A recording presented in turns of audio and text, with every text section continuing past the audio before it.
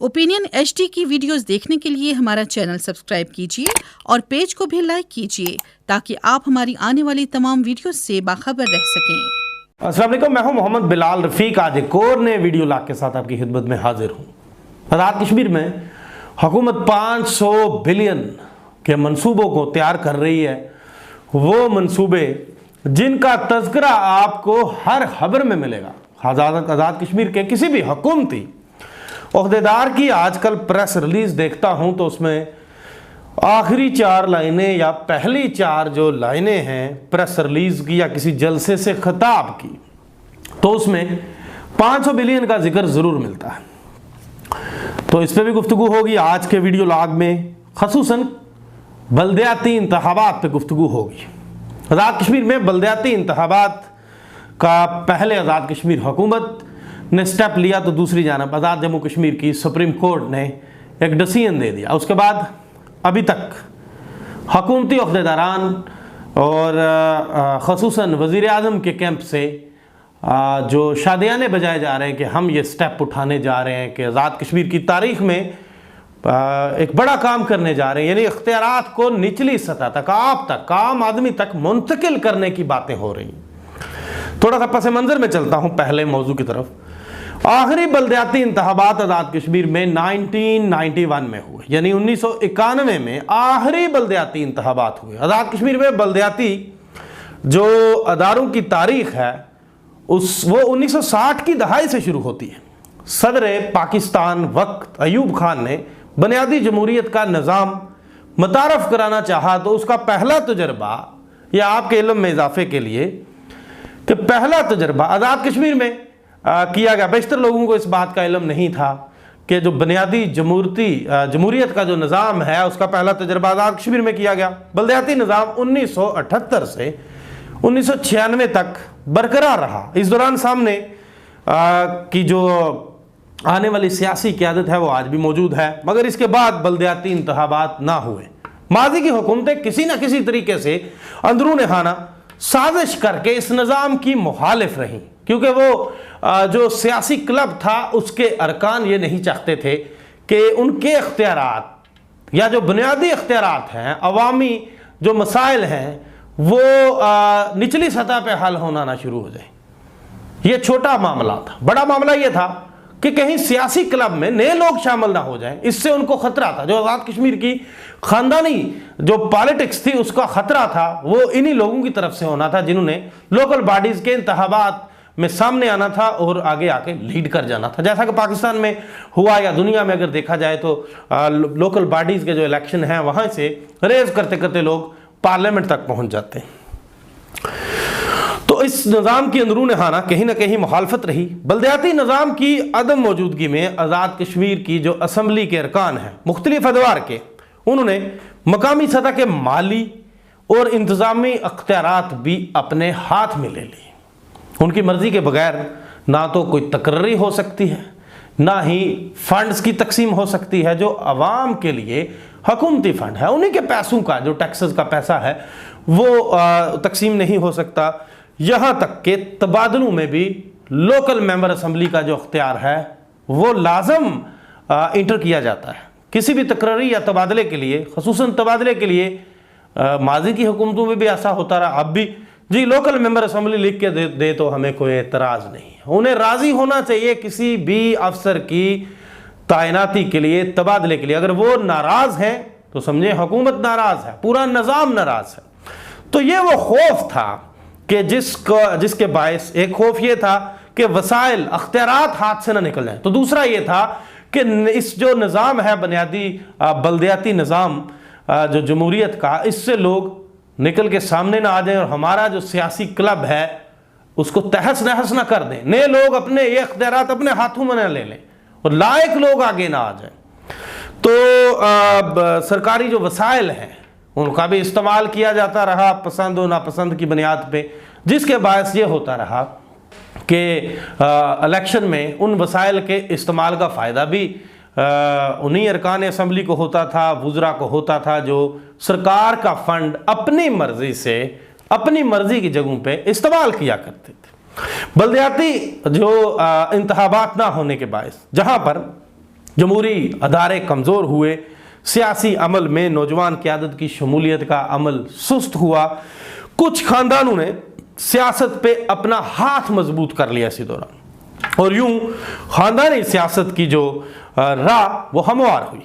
ख़वातीन जो कुल आबादी का 51% हैं, इनकी आज़ाद कश्मीर में जस्ट 5 नशिस्तें हैं, और इस असम्बली में पुंछ से एक खातून बराह रास्त इलेक्शन लड़के असम्बली में पहुंची हैं। इसी तरह 2016 में बनने वाली असम्बली में भी एक खातून असम्बली में बराह रास्त इलेक्शन लड़के पहुंची थी। नई नस्ल की जो नस्ल का सियासत से लाताल्लुकी और इसके अलावा सियासी क्लब के अरकान की जानिब से महज अपने इर्द गिर्द घूमने वाले लोगों को ही अकोमोडेट करने का सिलसिला था, जिसकी वजह से लोगों की जो सियासत से बेजारी शुरू हो चुकी थी। अब क्या हो रहा है, जो अहम बात करना चाह रहा था आज के व्लॉग में, बलदियाती इंतखाबात में जिसके लिए अभी तक सिर्फ आल जम्मू कश्मीर मुस्लिम कॉन्फ्रेंस ने एक इजलास बुलवाया। पाकिस्तान तहरीक इंसाफ हुकूमती जमात है जिसने खुद जो बलदियाती इंतखाब करवाना चाहती है, जो इसकी हामी नज़र आ रही है जमात, उसने अभी तक कोई इजलास नहीं बुलवाया कि क्या स्ट्रेटजी होगी, किस तरह से टिकट की तकसीम होगी, जो इस जमाती बुनियादों पे इलेक्शन होने जा रहा है। इसी तरह मुस्लिम लीग नून के लिए मुश्किलात होंगी। पहले मैं मुस्लिम लीग नून का जिक्र इसलिए करूँगा कि मुस्लिम लीग नून की तंजीम जो है वो चंद हफ्ते कबल तहलील कर दी गई। उसके बाद जो मुस्लिम लीग नून के सदर रहे फारूक हैदर खान, वो उस ऑर्गेनाइजिंग कमेटी से अलग थलग होकर घूम रहे हैं। वो ये क्लेम कर रहे हैं कि वो दोबारा सदर हों। 10 साल तक उन्होंने सदारत का मज़ा लिया, लेकिन अपोजिशन लीडर भी उसी जमात के बायस बने। वज़ीर आज़म भी 5 साल रहे, अब फिर चाहते हैं कि सदारत उन्हें दी जाए। उनके बगैर शायद मुस्लिम लीग नवाज़ आज़ाद कश्मीर में काम नहीं कर सकेगी। ऑर्गेनाइजिंग कमेटी उनकी काम कर रही है। मुस्लिम लीग नून की जो मरकज़ी क़यादत है, जो सदर हैं शहबाज शरीफ, उनकी तरफ से आज़ाद कश्मीर की ऑर्गेनाइजिंग कमेटी को हदायत की गई थी कि आप विदिन 2 मंथ्स जो तंजीमें हैं इनको मुकम्मल करवाएं, ये जो प्रोसेस है सारा मुकम्मल करें तंजीम का। तो ये मुश्किल लग रहा है कि 2 माह के अंदर वो तंजीम पाँव पे खड़ी हो सकेगी। जिस तरह से मुस्लिम लीग नून के अंदर इख्तलाफात वाज़े नज़र आ रहे हैं, धड़ेबंदी आ चुकी है। इसी तरह PTI भी अभी तक इजलास नहीं बुलवा सकी। पाकिस्तान पीपल्स पार्टी भी अभी तक बलदियाती इंतखाबात पे बयानात की हद तक नज़र आ रही है। तो आगे क्या होगा? किसी भी पार्टी ने मुस्लिम कॉन्फ्रेंस के अलावा अभी तक जो इजलास नहीं बुलवाया। तकरीबन 31 बरस बाद जो इंतखाबात अगर हुए तो होंगे, तो इसमें सबसे बड़ा मसला ये आ रहा है कि एक वार्ड से एक पार्टी से ताल्लुक रखने वाले कई उम्मीदवार सामने आ चुके। सबसे अहम बात यह है कि अभी तक किसी पार्टी ने अपने किसी उम्मीदवार को अनाउंस नहीं किया, लेकिन आज़ाद कश्मीर भर के मुख्तलिफ इलाकों से, यूनियन कौंसिल से, शहरों से, सिटीज से, डिस्ट्रिक्ट से जो उम्मीदवार हैं वो खुद अपने अखबारात के ज़रिए या सोशल मीडिया पे ऐलान करते हुए नज़र आ रहे हैं कि मैं इलेक्शन लड़ूंगा। अवाम की जो पुरजोर मुतालबे पे, अपील पे, लोगों की ख्वाहिशात अपनी होती है, लेकिन अवाम का नाम इस्तेमाल किया जाता है कि उनके जो मोहब्बत के बायस मैं इलेक्शन में हिस्सा ले रहा हूँ। तो ये जो मसाइल हैं तमाम पॉलिटिकल पार्टीज को, खुसूसन मैं जो देख रहा हूँ कि पाकिस्तान तहरीक इंसाफ को सबसे ज़्यादा इन मसाइल का सामना करना पड़ेगा, चूँकि ये हुकूमती जमात है। एक तरफ तो उसमें भी 3 अदद धड़े मौजूद हैं, और वो 3 धड़े कोशिश करेंगे कि अपने अपने जो उनके चाहने वाले हैं उनको पार्टी के टिकट्स दिलवाएं, लेकिन दूसरी तरफ दूसरे लोग भी जोर लगवाएंगे। तो ये होगा कि जिसको टिकट नहीं मिलेगा वो टिकट होल्डर के खिलाफ बगावत करेगा, और यूं PTI के जो उम्मीदवार हैं वो हार भी सकते हैं। यानी KPK का तजुर्बा आपके सामने है। अभी हाल ही में KPK में जो मेयर और डिप्टी मेयर्स के बराह रास्त चुनाव के इंतखाब हुए, उसमें खासे मुश्किलात का सामना करना पड़ा, और PTI वहाँ पे दूसरे नंबर पर रही। हालांकि प्रोविंस में भी उनकी हुकूमत और वफाक में भी PTI की ही हुकूमत है, आज़ाद कश्मीर में भी। अब PTI के लोग ये डिस्कस करते हुए नजर आते हैं कि हम आज़ाद उम्मीदवार की हैसियत से इलेक्शन में जाएंगे। अब ये भी एक खौफ पैदा हो गया है आज़ाद कश्मीर के अंदर पीटीआई के जो रहनुमा हैं या जो काउंसलर्स के उम्मीदवार हैं, डिस्ट्रिक्ट काउंसिल के उम्मीदवार हैं, जिस तरह से भी वो चाह रहे हैं कि वो आज़ाद उम्मीदवार की हैसियत से हिस्सा लेके इलेक्शन जीते। तो बाकी ये होगा कि दीगर जो पाकिस्तान पीपल्स पार्टी भी है, मुस्लिम लीग नवाज भी है, वो भी, उनके भी 31 साल से इलेक्शन नहीं हुए। अब जब होने जा रहे हैं तो हर पॉलिटिकल वर्कर की ख्वाहिश है कि वो जमात के साथ चल रहा है, जमात उसे टिकट दे। अब ये होगा कि जो इलेक्शन लड़ना चाहते हैं हर सूरत में, उन्हें जब जमात टिकट नहीं देगी तो वो बगावत करेंगे, लोग जमातों को भी छोड़ेंगे।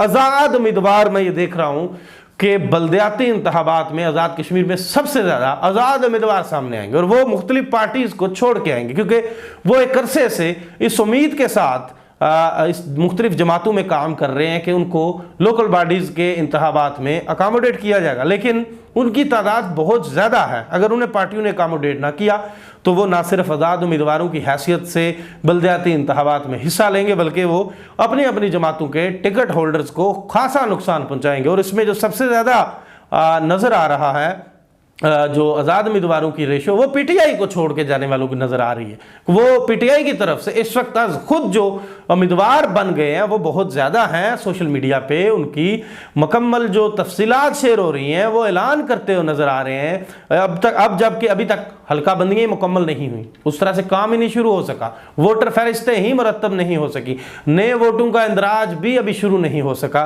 फंड्स इलेक्शन कमीशन को ट्रांसफ़र नहीं हो सके, तैयारियां नहीं हो सकी। अभी तो इब्तदा है। इब्तदा के साथ ही मुख्तलिफ उम्मीदवारों का सामने आ जाना मैं समझता हूं कि मुख्तलिफ जमातों के लिए बड़ा चैलेंज है और खुसूसन पाकिस्तान तहरीक इंसाफ के लिए बड़ा चैलेंज होगा, क्योंकि इस जमात में 3 धड़े वादे नजर आ रहे हैं। एक है सदर रियासत, दूसरा वजीर आजम आज़ाद जम्मू कश्मीर, तीसरा सदर पीटीआई सरदार तनवीर इलियास खान का धड़ा। और ये तीनों धड़े अपने अपने लोगों को टिकट्स दिलवाने की कोशिश करेंगे और जब टिकट्स नहीं मिलेंगे तो जमात के खिलाफ आज़ाद जम्मू कश्मीर में बड़ी बगावत उम्मीदवार करेंगे एक दूसरे के खिलाफ। ये होगी बल्दियाती इंतखाबात के दौरान। इसी के साथ नए वीडियो लाख तक के लिए दीजिए इजाज़त। अल्लाह हाफिज।